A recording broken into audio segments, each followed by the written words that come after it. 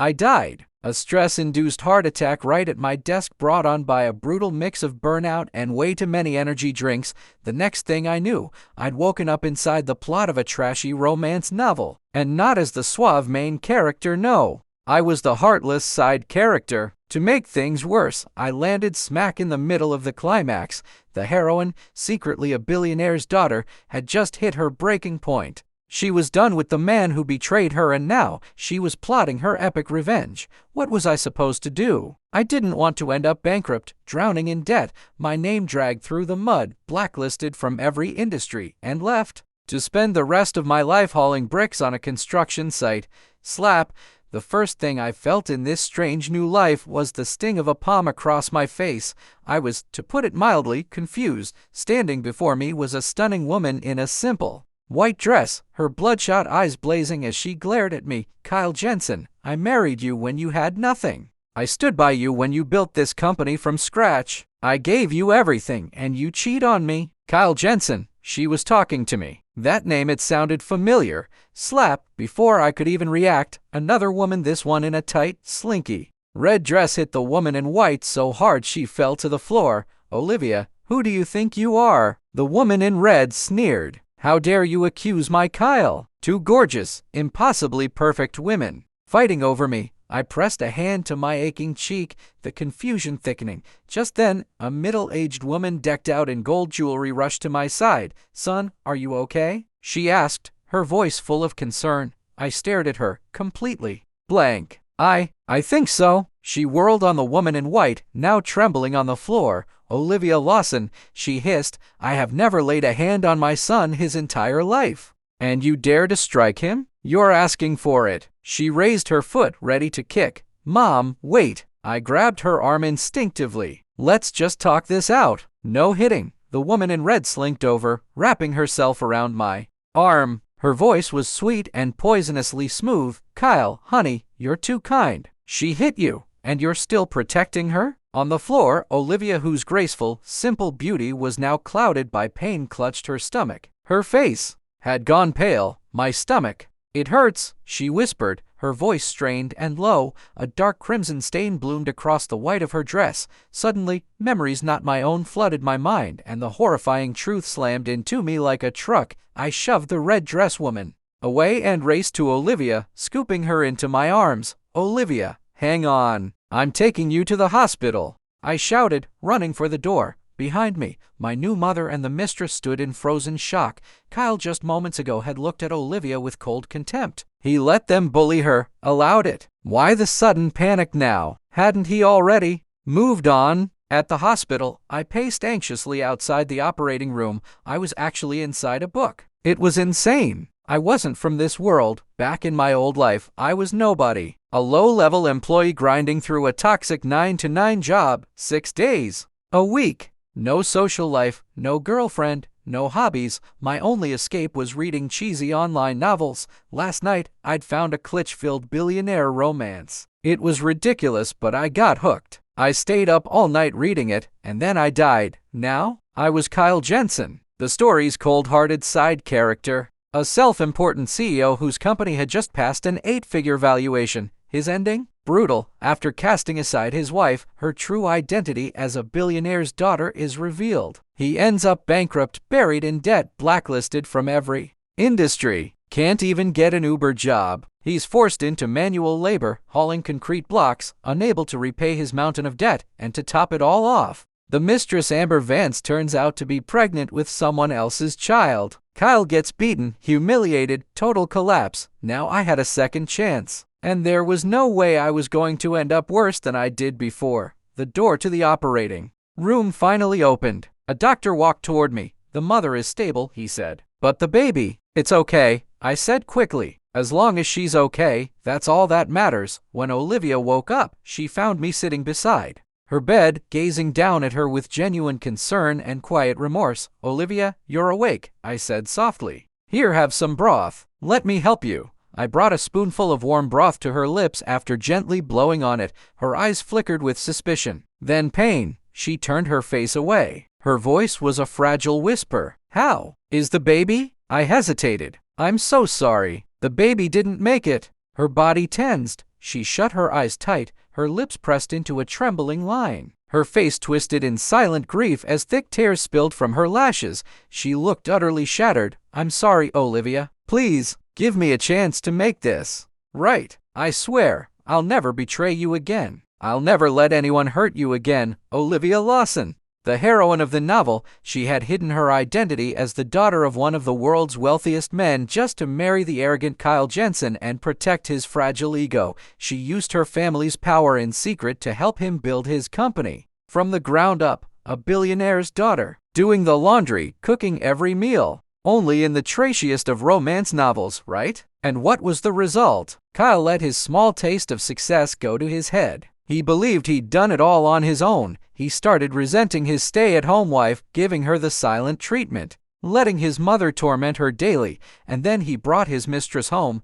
That was what caused her miscarriage. It was the last straw. The moment her heart went dark, that's when she started planning her revenge.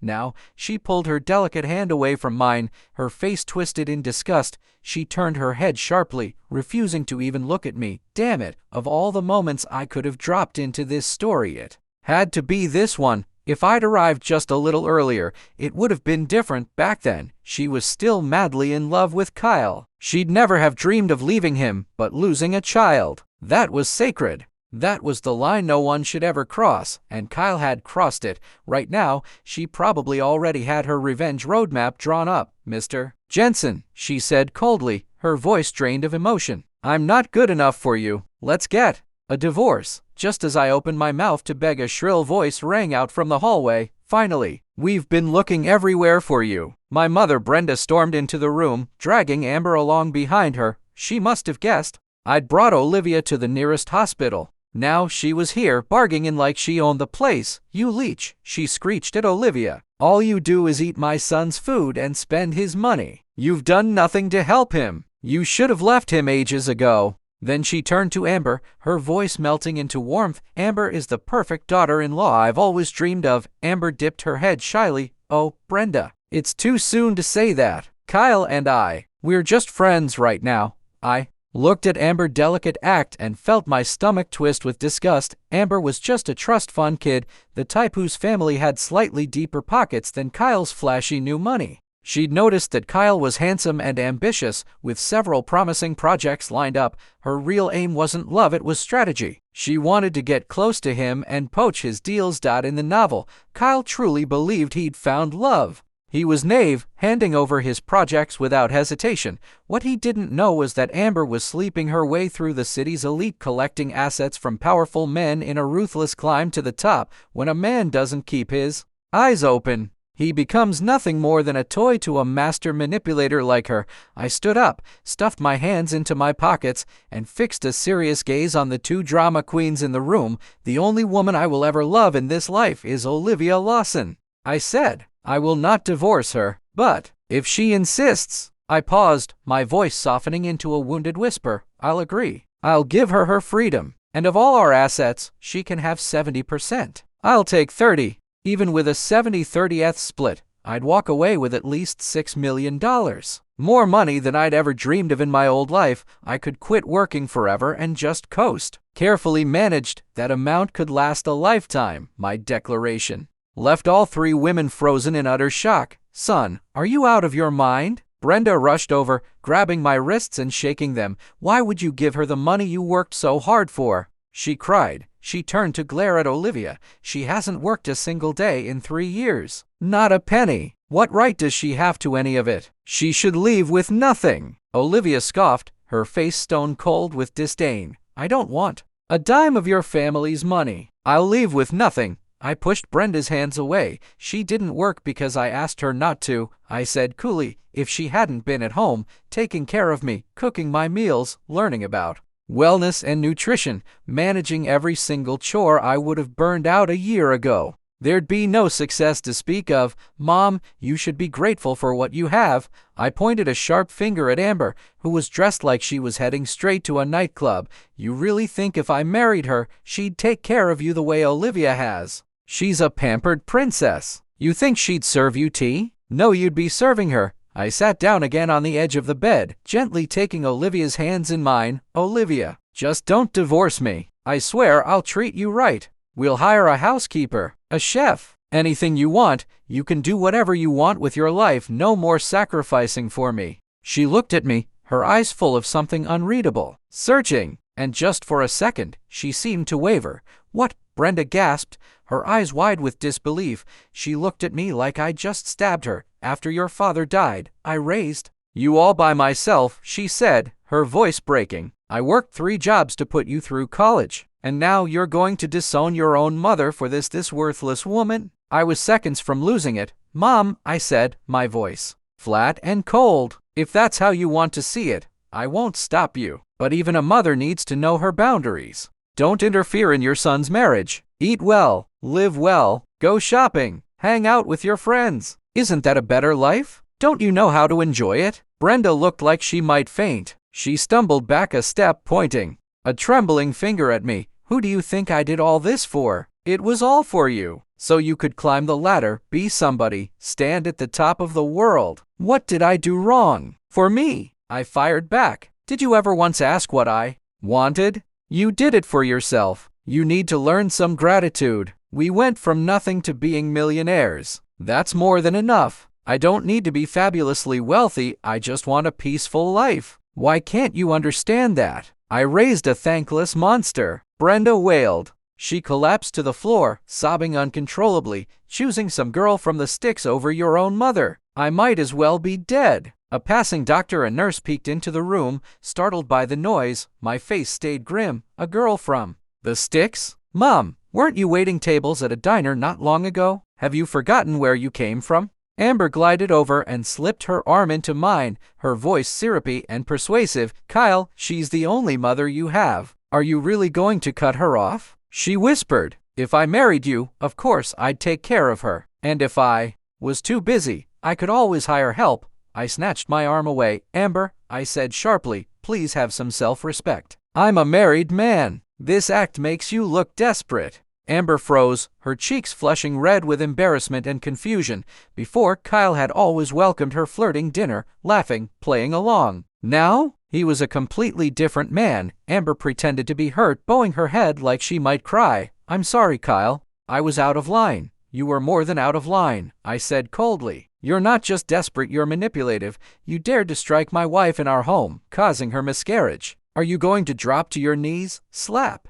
yourself, and apologize? Or should I call the police and have you charged with assault?" "Kyle, you..." Amber staggered back, horrified. Even Brenda, still wailing on the floor, looked up in shock. "And don't call me honey," I snapped. "I don't recall my mother giving birth to some two-faced, social climbing sister. Now get on your knees and apologize." My voice boomed. Amber flinched. After a stunned silence, her humiliation turned into white-hot rage. "Fine. Kyle Jensen, I'm a Vance. I humbled myself for you, and you choose this? This nobody from Slap. I don't want to hear another word." I slapped her across the face. Amber staggered, clutching her cheek in disbelief. "Kyle Jensen, you hit me," she shrieked. You'll pay for this. I'll ruin you. I'll make sure your company is worthless." She scrambled to her feet, shooting me a look of venomous hatred before storming out. I turned to the woman still sitting stunned on the floor. "Mom, what happened to the tears?" I said bitterly. "Still crying? Should I call a news crew? Let the whole world know what a monster I am. My company's image will tank. Our partners will drop us. We'll go bankrupt. Then we can go back to being broke. Maybe that'll finally make you happy." Brenda's face turned white with fear. She was speechless. I sighed, feeling utterly drained. Having a mother like this was a curse. In the original novel, Kyle's downfall was directly tied to this bitter, controlling woman. She had no class, no dignity, and acted like royalty just because her son made some money, looking down on everyone. Just then, the door opened. A tall man in a sleek black suit walked in, his presence instantly commanding attention. His glasses were rimmed in silver, his face elegant but stern. A dozen bodyguards in black trailed behind him. He took one look at the broken woman on the hospital bed, Olivia, and his face twisted with fury. Without a word, he marched forward and punched me in the jaw. "You son of a bitch," he growled. "You don't deserve her." Then, he lifted Olivia gently from the bed and strode out. "Hey, what's the big idea?" Brenda cried, rushing to help me up. I had never been punched in my life. The blow nearly knocked me out. I stumbled to my feet, cheek burning, blood in my mouth, but I didn't care. I chased after them. Who the hell are you?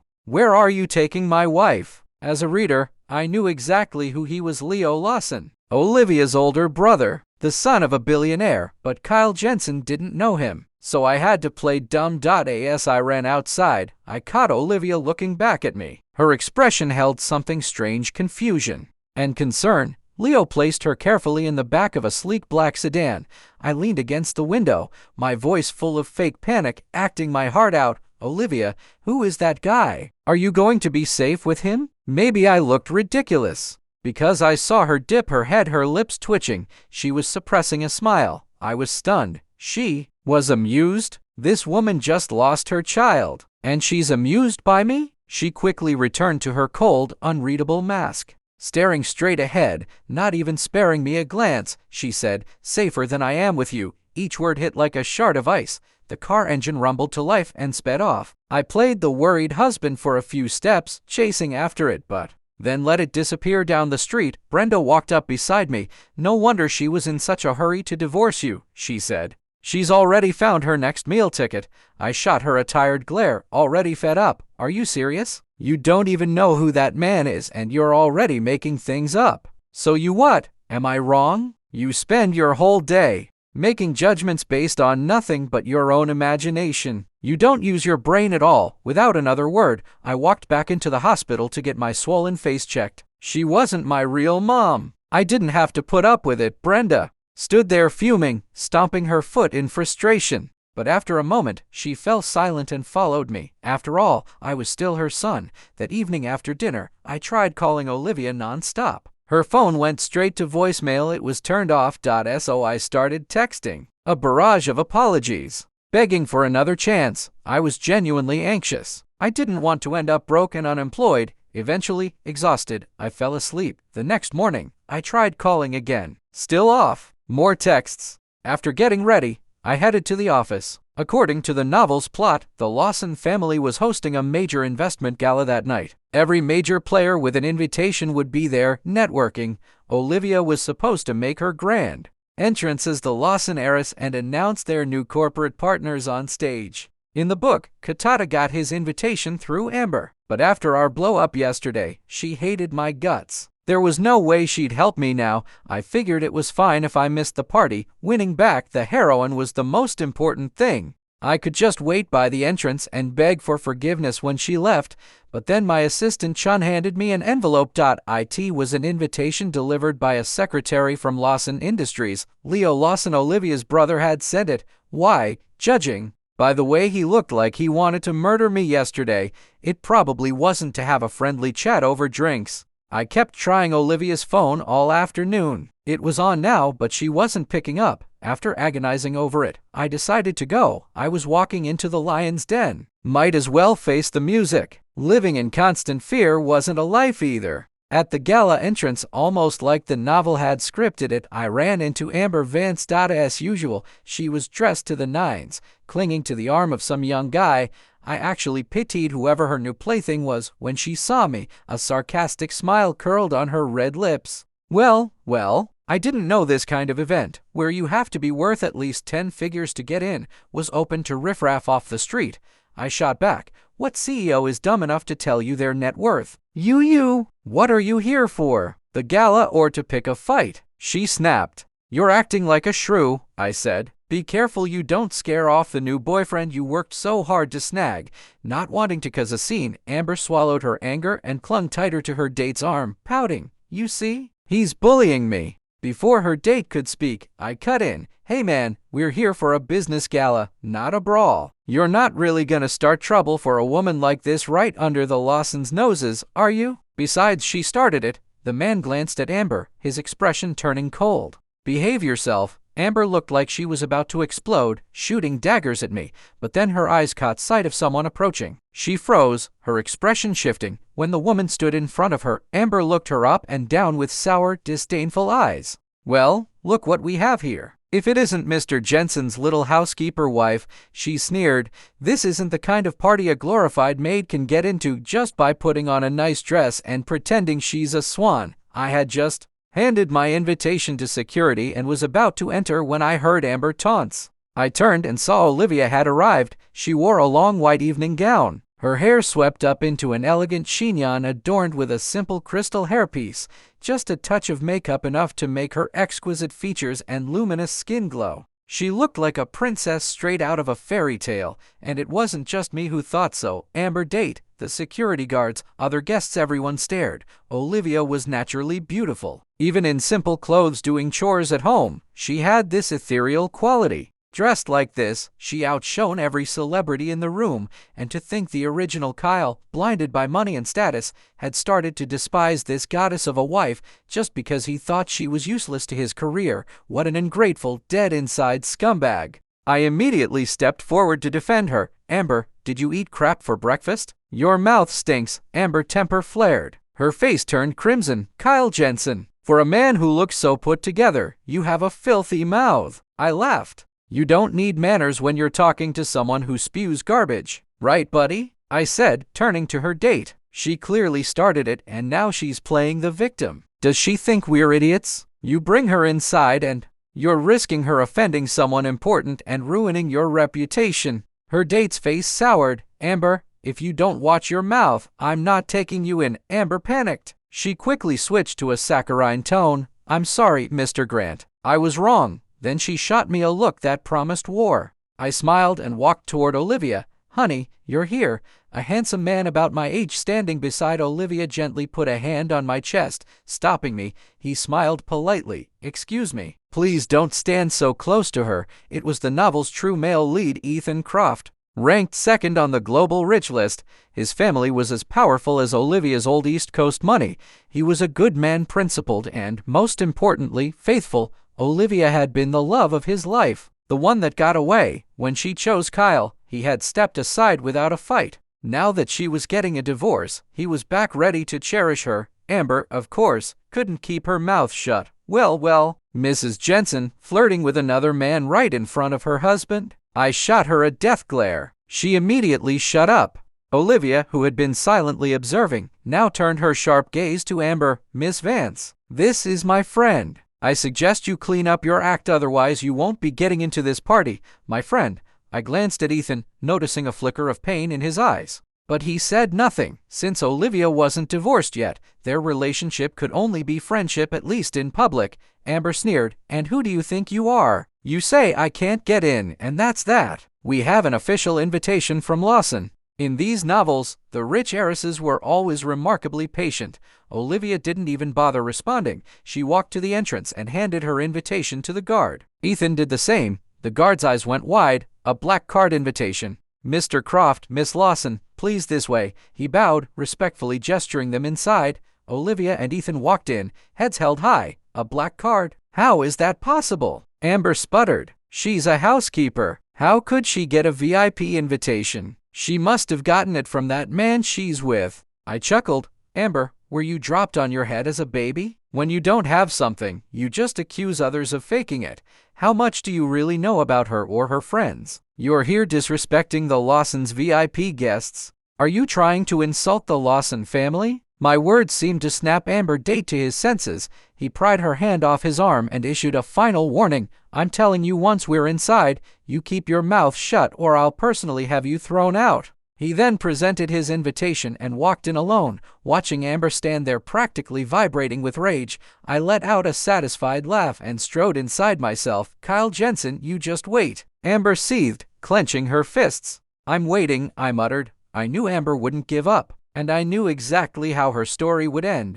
I was just waiting for her to self-destruct and end up in a jail cell right where she belonged. Inside the lavishly decorated ballroom, the city's elite mingled. Amidst the fine food, wine, and cheerful conversation, I spotted Olivia in a quiet corner, talking and laughing with Ethan Croft. I walked over, my voice soft, almost pleading. Olivia, can we please talk? They both turned to me, clearly annoyed at the interruption. Olivia gave Ethan a warm smile. Ethan, excuse me for a moment. Of course, he replied with a polite nod. We walked over to a large window. Olivia crossed her arms, staring out at the city lights. Her face was cold, unreadable. She wouldn't even look at me. Olivia, Don't just give me the silent treatment, I said gently. Tell me what you want. Hit me. Yell at me anything, she replied without any emotion. If I told you that, for the divorce, I want you to walk away with nothing. Would you agree? Yes. Absolutely. As long as you forgive me, I'll agree to anything. I didn't even think before answering. Hesitating would have felt like sentencing myself to hell. I could go back to being a corporate drone better than staying a disgraced, blacklisted construction worker. Olivia turned to face me then. Her eyes widened slightly in surprise. After a beat of silence, she added, "And if I said I also wanted the last painting your sister ever made, would you give it to me? A painting?" I quickly dug through my memories of the novel. Kyle had a sister who loved painting. She and Olivia had met in a university art class. Olivia also painted. During her senior year, Kyle's sister was diagnosed with stomach cancer. She passed away not long after. Before she died, she painted one final piece, The Angels Fight. Olivia had helped her paint it. Yes, of course. You and my sister painted it together. It means more to you than anyone. I agreed immediately. Who are you? Olivia asked, staring at me so intently it felt like she was trying to look straight into my soul. She had every reason to ask that. I might have looked like Kyle Jensen, but everything else about me was different. Kyle had been cold, aloof, and pathologically proud. He would never beg, never grovel, but me, I was laid back. I didn't mind eating humble pie. Olivia had been madly in love with the real Kyle. How could she not notice the man she loved had changed? I cleared my throat, putting on a serious expression. People change, Olivia, just like I changed when success and money blinded me. I went from a man who adored you to someone cold and selfish who took everything you gave for granted. My voice thickened with emotion as I continued, but when we lost the baby, that pain hit me so hard. I woke up. I realized none of it, the money, the success means anything if I don't have you. If I lose my family, I truly know I was wrong, Olivia. I hope you can forgive me. I looked into her eyes, trying to show her the remorse I felt. Whether you want to start over or go through with the divorce, I'll respect your choice. But I promise I'll never become that cold, selfish Kyle again. Olivia turned back to the window, eyes downcast. Her expression was torn, filled with pain and inner conflict. After what felt like forever, she finally spoke in a tired voice. "I'll give you my answer tonight, okay?" I whispered. It felt like there was still a chance, however small, that she might forgive me. Just then, Amber walked up. Of course. That venomous woman wouldn't stay silent for long. "Olivia," she began, her voice coated in fake regret. "I was wrong yesterday. I caused you to lose your child. Can I apologize? I will never forgive you." Olivia spat, her voice shaking with rage at the woman who had hurt her so deeply. Amber, still trying to act all innocent, pulled out a beautiful jade bracelet. "To show you how sorry I am, I brought my family's heirloom. Please, let me put it on you." As that deceitful woman approached, I quickly stepped in front of Olivia, pulling her back behind me protectively. "Stay back," I warned. "That bracelet was no heirloom. It was a cheap fake worth maybe a few $100s. Her plan? Get close to Olivia, drop the bracelet, shatter it, then fall dramatically to the floor and accuse Olivia of pushing her.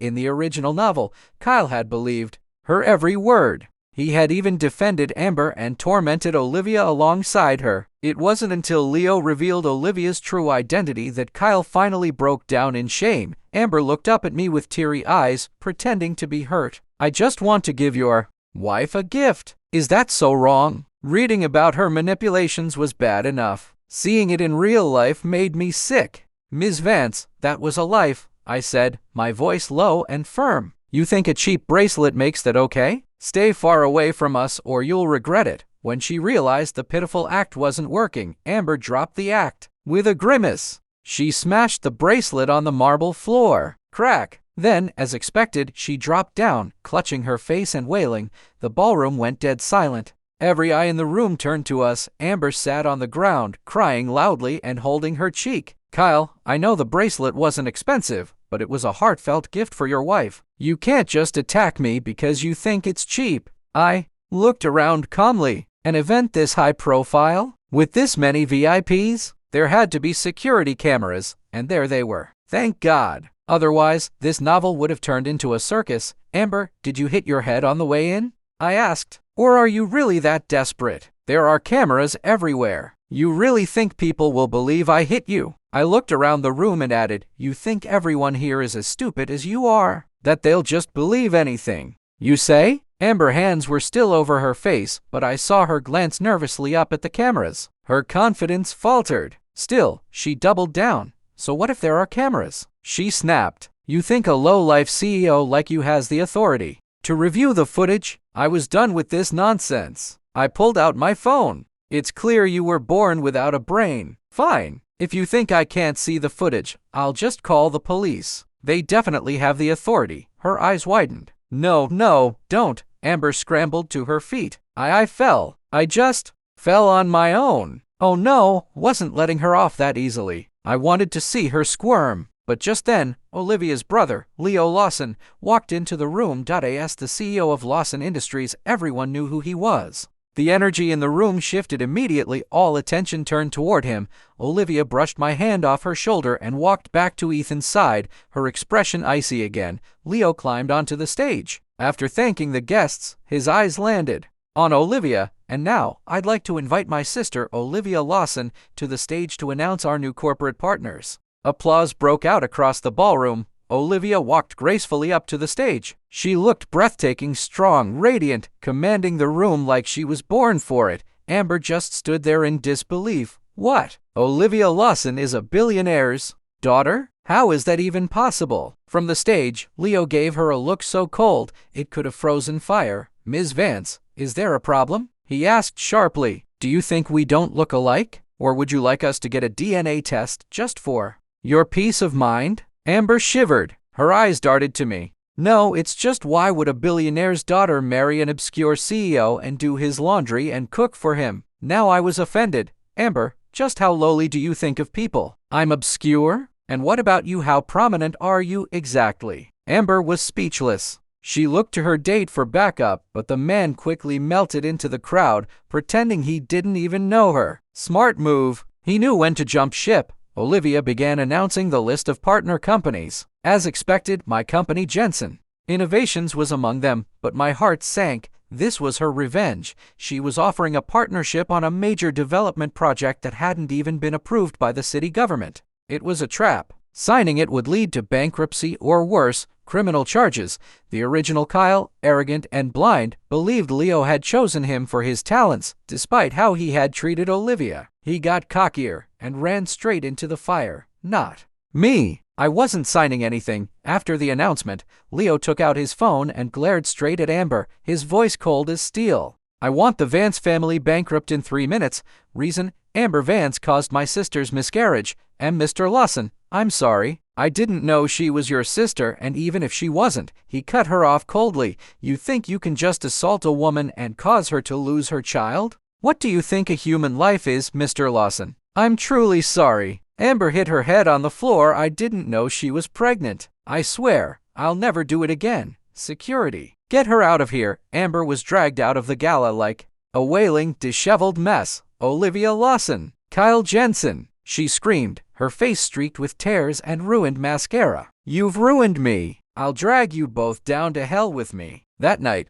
Olivia came back to our place with me. We sat across from each other on the sofa. She handed me the divorce papers. I opened them. She wanted nothing, just her personal belongings and the painting. Have you really forgiven me, Olivia? I asked her, uncertain. Please, don't let this be the prelude to my ultimate destruction. Olivia looked down, her face etched with pain. Time will never erase the hurt you caused me. But, seeing that you were sincerely trying to change, I can forgive you. Just this once. Okay, I nodded and signed the papers. After I signed, Olivia collected her sister-in-law's painting and left. She walked out of the home where she had given everything, and received only scars in return. Son, I'm so sorry. I didn't know she was a billionaire's daughter. If I had known, I wouldn't have dared lay a finger on her. Not for anything. Brenda, who had been hiding in her room, came out to apologize. Her gut twisted with regret now that she knew the daughter-in-law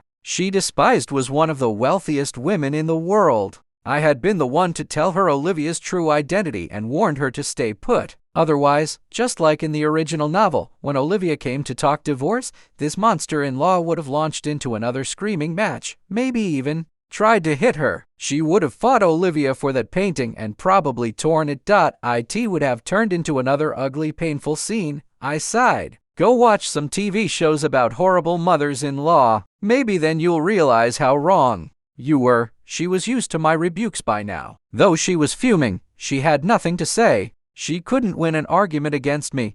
The next day, Olivia and I finalized our divorce at the city courthouse. As we walked out, an unspoken sadness hung between us. For me, it was because I had been thrown into the life of a married man, spent all my time cleaning up his emotional wreckage, and now it was finally over. It felt like I'd actually lived through a real marriage, only to part ways with a beautiful, kind wife and become a divorcee. It was a raw deal for Olivia. It was mostly a sense of release, even though I had repented on Kyle's behalf. A late apology is worth less than dirt. A woman who has her eyes open won't bet on the same losing horse twice. Goodbye, I said finally. A real farewell. I stuck my left hand in my pocket and scratched the back of my head with my right. I hope you find someone who sees only you. You're not Kyle Jensen, Olivia stated, looking straight at me, certainty written in her eyes. It doesn't matter anymore. I dropped my hand, not confirming, not denying. My phone rang. I answered it, listening quietly to the voice on the other end. As the report unfolded, a wide grin slowly spread across my face. That snake. She finally walked right into the trap. Trap? Olivia looked at me curious. I knew Amber wouldn't let things go. I had someone tailing her. They got proof she hired thugs to kidnap you. She even bought a ticket for a cargo ship out of the country. Her plan was to demand $1 billion from me and Ethan, get the wire transfer, then vanish overseas. You. Olivia stared at me, her beautiful almond-shaped eyes locked on mine. Consider it my final apology. To you and the baby, I said softly. Goodbye. Olivia nodded and turned to leave. On the busy street, we walked in opposite directions, melting back into the crowd, disappearing from each other's world. I sold the company. I sold the house. I bought a nice 3-bedroom condo and deposited nearly $100 million into the bank. Then I found a relaxed 9-to-5 job and settled into a quiet, peaceful life. Kyle's mother no longer cared for luxury and status. She spent her days doing Tai Chi in the park with other seniors. She even met a nice widower with a good pension, and they started dating. One day, while scrolling through my social media feed, I came across a video of Olivia and Ethan's wedding. They looked stunning together. A perfect match. I found my own true love, too. Her name was Chloe, sweet, adorable, kind, and a little knave. I met her when she was being scammed by someone pretending to be an injured old woman. I stepped in to help, and to thank me, she asked for my number so she could treat me to dinner. One thing led to another. Chloe decided she liked me and confessed her feelings. I was honest with her, told her I was divorced. She didn't mind. That made me like her even more, and I agreed to date her. We'd been together for a while now. It was a sweet, easy romance. She was a jewelry designer at a very famous firm. One Saturday afternoon, we were having lunch together, Kai. She said, using the cute nickname she'd given me, flashing a sweet smile. I invited my brother and sister-in-law to have dinner with us tonight. Meeting the family already? Okay, great. I nodded. I wasn't worried. I was in good shape, tall, handsome, and I had $100 million sitting in the bank. A fact I was saving as a surprise for when things got more serious. I knew she was with me for my personality. She didn't care that my current job only paid about $3,000 a month. That evening, we arrived at the restaurant. Chloe's brother and his wife hadn't shown up yet. I sat next to her, looking at the menu, but my mind was racing. What do they like to eat? Any allergies? What are their hobbies? What should I talk to them about? Oh, what do they do for a living? Since I was meeting the family, I wanted to be prepared. Relax, Chloe said. My brother and sister-in-law are really nice. I'm not nervous, just asking. Chloe, is this your boyfriend? A shocked voice called out. I turned my head and froze. I was speechless. My jaw was on the floor. It was Olivia and Ethan. And oblivious, Chloe got up, linking arms with her brother and beaming with pride. Big bro,